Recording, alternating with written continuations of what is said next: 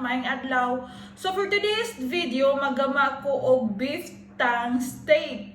So first time na ako na siyang gamon mga bayot, kaya ko ang banan palit gahapon og dila sa baka ba.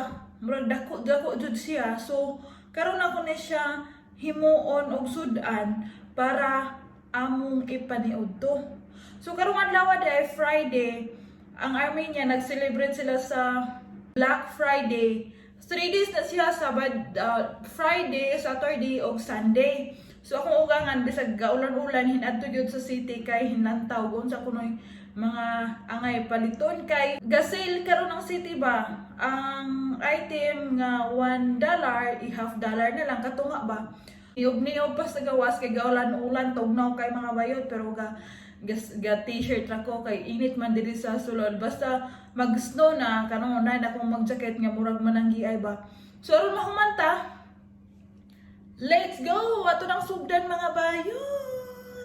So andamo na nato ni atong dila sa baka dara mga bayot ato ra ning hugasan dinhi kay para mawala ang iya ang danlog-danlog.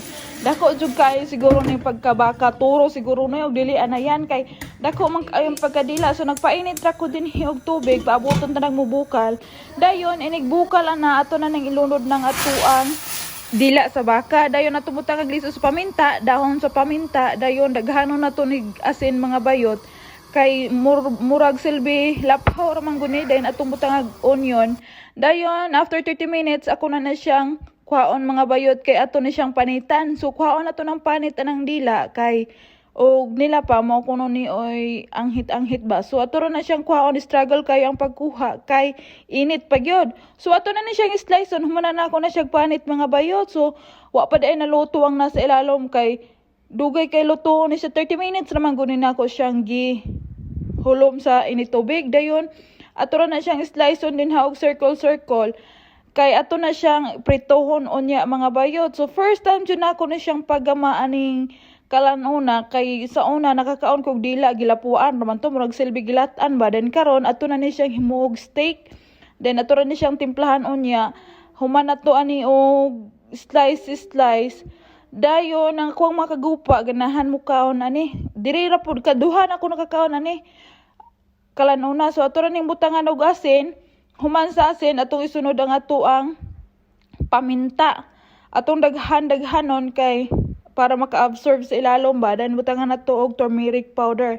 Dayon, human nato nagbutang nato na tanan sa ato ang mga ingredients ato na siyang i-mix. Dayon magpainit ta din og kalha, butangan nato og corn oil kay ato ni siyang pritohon. So gamay ra nga oil nga akong gibutang. Dayon ato na siyang ipang pile dira mga bayot kay aron mahuman na ta ni atong recipe kay after 30 minutes murag mauli na to ako makakagupa murag ipanggutom na to gikan nagdaro. So ato ra na siyang balihon ana aron equal ang yang pagkaluto aron dili mapagod ba. So ato ra nang side by side din ha pagbali-bali taman sa mupula-pula na siya kay lami kuno ni siya kanon og pula-pula na siya ba murag maluto na kaayo siya. Pero ang akong makagupa ganahan sila og half cook murag steak ba. So ang uban na ni himuon ako og steak, ang uban pod ako ang i-overcook kay ang overcook mo atong kanon mga bayot pero lami-lami gid pa ron maka tagamtam gid sa kalami ug unsay lami aning dila dinhi sa baka diri sa Armenia. So ato ra ning bali-balihon ra so pula-pula na ang uban wala pa. So paabuto lang nato na siya mo pula-pula na tanan. So mo na ni naluto na to ang lamian nga sudan mga bayot. So kaon na this.